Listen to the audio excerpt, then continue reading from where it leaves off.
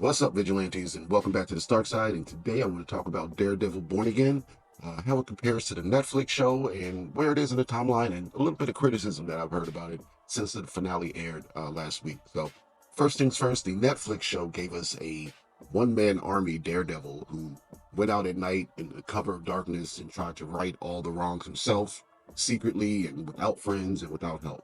Until, of course, he met the Defenders, where he reluctantly joined the team to take down the Hand and Kingpin and the other villains of Hell's Kitchen. In the Daredevil Born Again series, we seem to have a conflicted Matt Murdock who wants help, who's lost now his best friend, and who understands the value of having a different way to go about things. He's now kind of not been a vigilante for a while.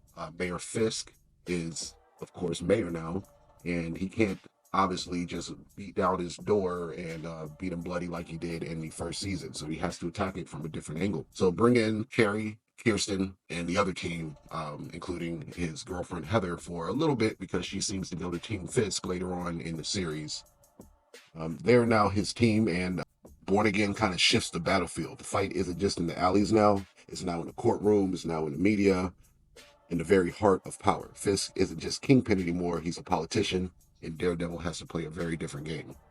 Now, this show is set in 2027, and Marvel has kind of been staying 2-3 years ahead of us as far as real timeline versus Marvel timeline, especially since the blip. So, going forward, I'm going to make a Marvel timeline to kind of make this visually clearer, just like I made this Game of Thrones one, and just like I made this Star Wars one, because those are the connected universes that this channel primarily covers right now. So I think we can all agree that the Netflix Daredevil show was a little more darker and grittier than what we see in Born Again. And I think that's intentional because the MCU doesn't have as dark and gritty a tone as Netflix does. And in my opinion, let me know in the comments if you agree with me, but Netflix shows, as good as they've looked sometime, I feel like they look like Netflix shows.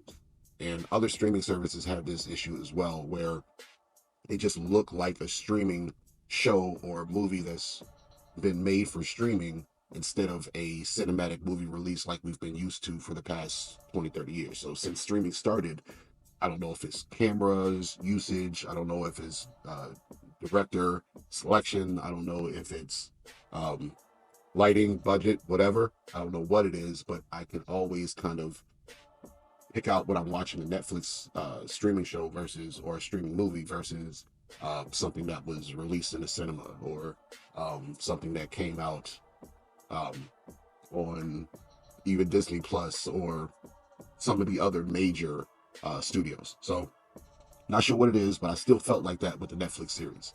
As nice as it looked, as visually stunning as some of those sequences were, I still felt it was a Netflix show. And that goes for Jessica Jones, that goes for Luke Cage, that goes for Iron Fist and the Defenders.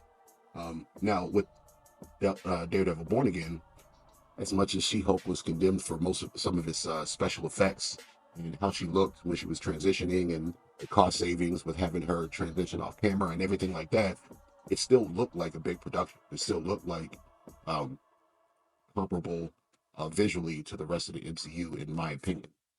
But we've always had these individual situations where, especially in the content overload of a couple of years ago, where resources were just stretched too thin.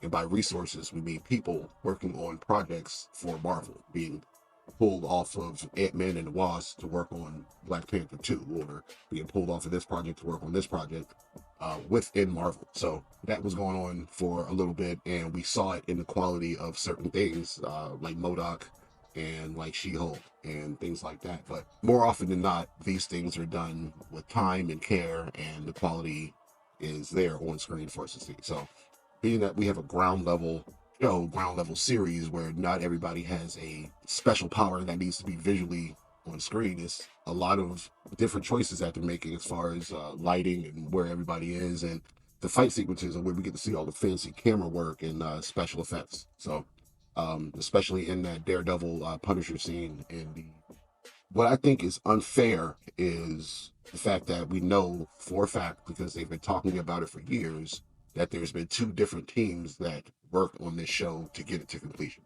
So they had one team that shot a bunch of episodes, and Charlie Cox and Vincent D'Onofrio did not like the way that the show was going, and they wanted it to be more of a season 4 rather than a redo or rebirth of the show. So on the same token, John Bernthal declined to participate because he didn't like the script, because he didn't like the Punisher character the way they were going. So in that aspect, they went back to the drawing board. They had a new team, changed things around, and they still used some of the footage from the first go round to complete the series.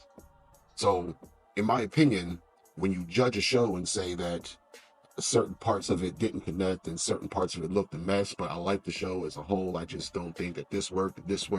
I don't think that's fair to give that judgment to this show. It's either you liked it or you didn't, because it's like a group project in school. Like, we all know that some people did better than others, but if you got a B plus on the project, it's probably because somebody, was trying to carry the team and some other parts of it didn't really go through. And what I'm trying to say is we're judging the bad parts on the team that was replaced, and we're saying the good things about the stuff we liked based on the team that was judged to come in and complete it correctly. So based on that, I think that we got to hold our real judgment till next season.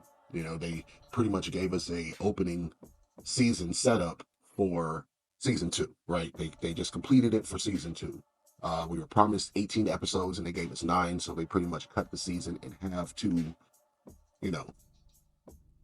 properly set up a season 2 once the second team was in place. So that's all I have to say on the judgment of the show. I like the show, but I can't pick apart the show because they fired a crew that they didn't like and replaced them with a crew that they did to complete what we saw. So yes, we can pick out the points that seem to be the original parts, like the courtroom scenes in the beginning with the White Tiger and probably some of the Muse stuff. That was probably going to be the completion. One of the big bads was going to be Muse, and that was going to be the end of it. Whereas we got the whole other Punisher arc in the second half with the new team.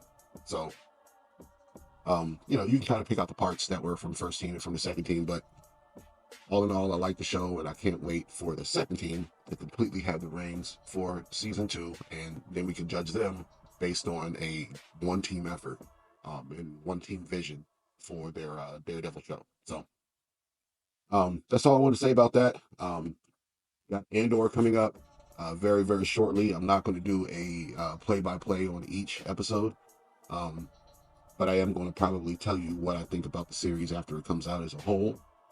We also have Duncan Egg coming up. I am working on the timeline for Marvel, which would have been in the background of this video had it been done. But that's about it. So stay tuned. We got a lot more stuff coming up. This is going to be a big year for Star Wars and Marvel, and probably Game of Thrones a little bit with that Duncan Egg series, and then House of Dragon next year. So no telling if George is going to finish any books anytime soon, but we still got content coming. So take care. Thanks for watching. Like and subscribe for more of these videos at any point in time. There's a lot to catch up on and binge. And if you need something else to watch, go ahead and watch this Andor breakdown of the timeline where everything is in. We'll see you soon.